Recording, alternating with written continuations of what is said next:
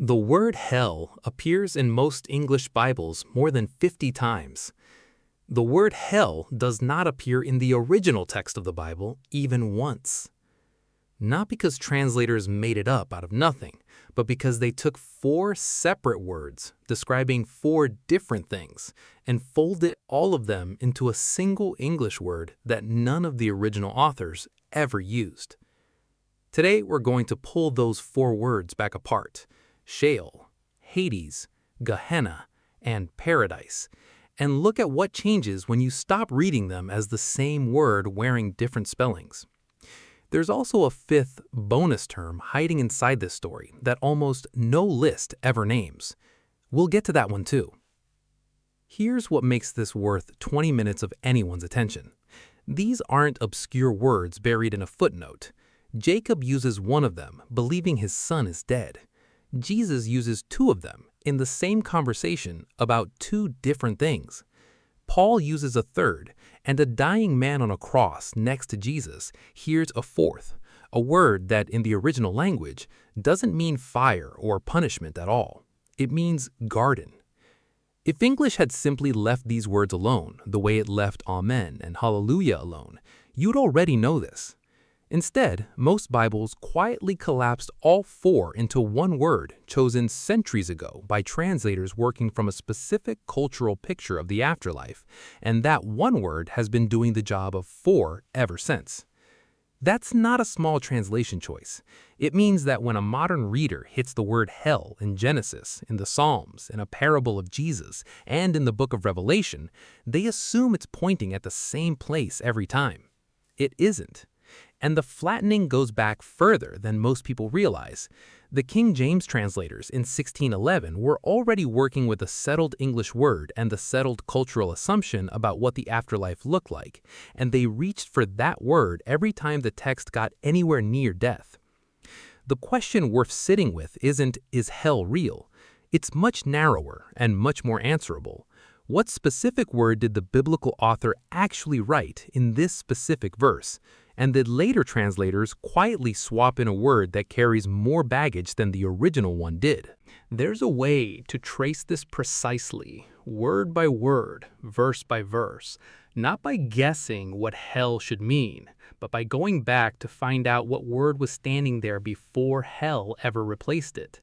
And once you see the four words side by side, one of them turns out to be something almost nobody expects. Not a spiritual realm at all, something you could have stood in front of in person 2,000 years ago. We'll get to exactly which one and why that changes how the scariest verses in the New Testament should actually be read. Sheol. This is the word that appears roughly 65 times in the Hebrew Bible, and it is by far the oldest and most frequent of the four. When Jacob in Genesis chapter 37 believes his son Joseph has been killed by a wild animal, he says, "I will go down to Sheol to my son, mourning." When the psalmist writes, "You will not abandon my soul to Sheol," the same word is standing behind it. Sheol in the Hebrew Bible is not primarily a place of punishment. It's the shadowy common destination of the dead. Good and wicked alike go down to Sheol.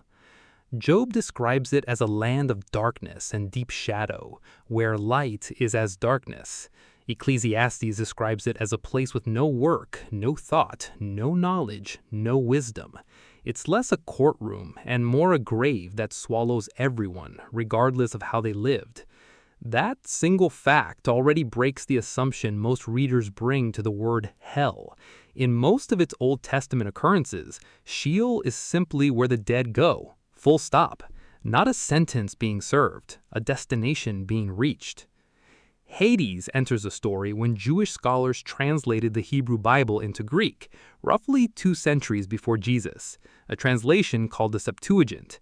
They needed a Greek word for Sheol, and the word they reached for was Hades, the name the Greeks already used for the underworld and its god. That's why in the New Testament, Hades shows up doing essentially the same job Sheol did.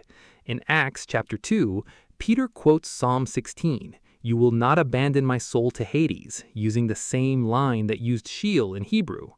Most of the time, Hades in the New Testament is the direct Greek stand-in for Sheol in the Hebrew, the general realm of the dead, not a specific place of fiery punishment.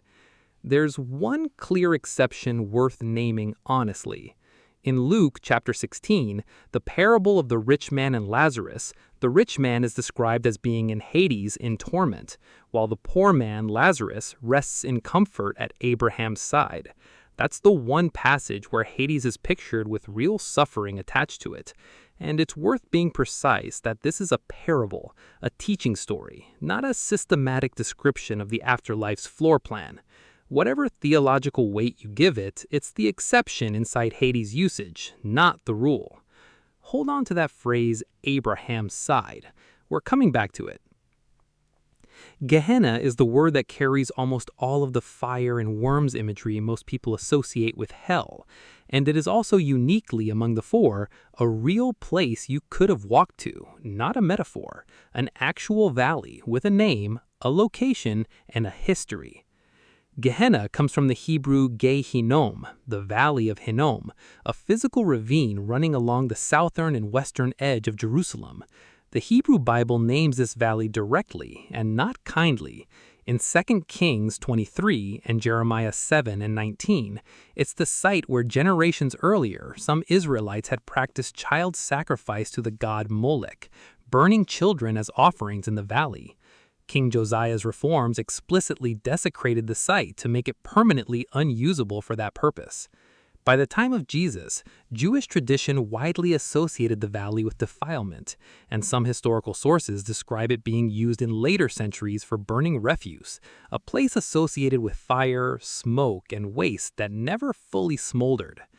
When Jesus uses the word Gehenna in Matthew 5, Matthew 10, Mark 9, where the fire never goes out, where the worm does not die, he's using the name of an actual valley outside the actual city he's standing near, weighted with an actual remembered history of horror and desecration as the image for final judgment. It's the most concrete, the most historically loaded of all four words, and it's the one that got flattened into a generic English hell almost every time it appears, erasing the fact that Jesus' original audience would have pictured a specific place they could see from the city walls, not an abstract afterlife. Paradise is a loan word. It comes into Greek from Old Persian, paradiesa, meaning a walled garden or royal park. It appears only 3 times in the entire New Testament.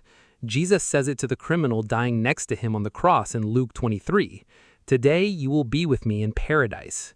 Paul uses it in 2 Corinthians 12, describing being caught up into paradise, and it appears once more in Revelation 2, where the tree of life stands in the paradise of God. Paradise is never once anywhere in the New Testament associated with fire, judgment, or punishment. It is consistently a garden image, which is not an accident, given that the same Greek word is used in the Septuagint for the Garden of Eden itself. And here's the bonus 5th term, worth naming precisely because most surface-level explainer videos skip it entirely. Abraham's side, or Abraham's bosom, from that same parable in Luke 16. It's the resting place of the righteous poor man Lazarus, pictured as comfort and nearness to the patriarch Abraham, distinct from both Hades and from the New Testament's picture of paradise. Same parable, different location, different word again. 4 words, plus this one bonus term tucked inside a parable describing comfort instead of judgment. One appears 65 times and mostly means the grave that everyone goes to. One is its Greek stand-in, mostly doing the same quiet work with one vivid exception. One is the name of a real valley with a documented history of horror, reused by Jesus as his sharpest image of what judgment costs. One is a garden word, used exactly 3 times, never once touching fire, because it was never describing the same thing as the other 3. And one is a resting place inside a single parable, named only twice in the whole Bible. Here's what actually explains why English collapsed all of this into one word. By the time the Bible was being translated into English, centuries of theological tradition had already built a single, unified picture of the afterlife. Heaven above, hell below, one word doing the duty for the whole undifferentiated category of not heaven. Translators reaching for an English word weren't being careless. They were reaching for the word their own culture already had ready. And English, like Hebrew and Greek, simply never had that many separate words waiting to receive that many separate translations. That's the real story here. It isn't a conspiracy to hide something. It's translation doing what translation always does under pressure, reaching for the nearest available word in the receiving language, even when the nearest available word is doing the job of 4 or 5. The cost of that shortcut is specific and checkable. A reader who only ever sees the English word hell has no way of knowing, without going back to the original languages, whether the verse in front of them used Sheol, the common grave that awaits every person who has ever died, or Gehenna, a real valley outside Jerusalem, weighted with a specific history of child sacrifice and desecration, used by Jesus as his sharpest image of what judgment costs. Those are not interchangeable ideas standing behind one interchangeable word. These same patterns show up elsewhere in Bible translation, and it's worth naming so this doesn't feel like an isolated oddity. The Hebrew Bible uses several distinct words for what English flattens into sin, words that separately carry the sense of missing a mark, twisting a path, and breaking a relationship, each with its own emotional weight. English readers get one word doing the work of 3 the same way hell does the work of 4 or 5. What connects both is the same underlying fact about translation.